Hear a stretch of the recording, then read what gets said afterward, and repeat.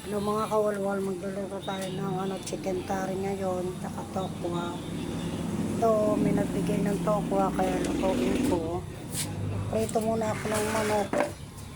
Kaya bago ko siya igata, mga kawalwal. Ito, fried na siya. Pag fried na, mga kawalwal, pwede nang ihango. Diyan, nagprito rin ako ng tokwa kasi sayang may nagbigay. Salamat sa nagbigay ng tokwa. Nagdag to ulam sa amin mga kababayan.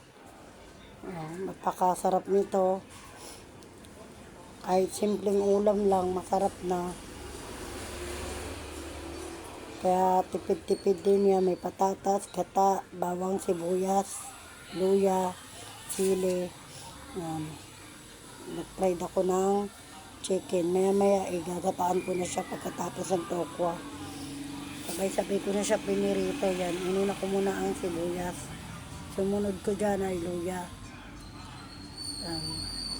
Susunod na natin yung piniride natin chicken. So, ang sarap nito. Sawag-sawag na lang tayo kahit konti. Tapos yung pangalawang gata, yan. Yung unang gata, mamaya na yun. Inuna ko muna itong pangalawang gata.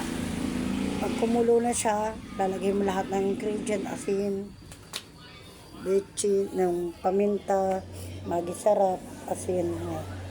Lalagay ko na rin yung patatas dyan, tsaka itong huling gata. Naglagay din ako ng chicken curry dyan, powder. Yan, naglagay din ako ng sili, pampalasa. Pag kumukulo na to at malapot na, yan, pwede na natin serve. Masarap to mga kawalwal. Sobrang sarap. Ayan. Kahit simpleng ulam lang sa bahay, kahit ito, konti lang yan. Nalo ko na rin yan yung tokwa. Ulam yan. Napakasarap nito.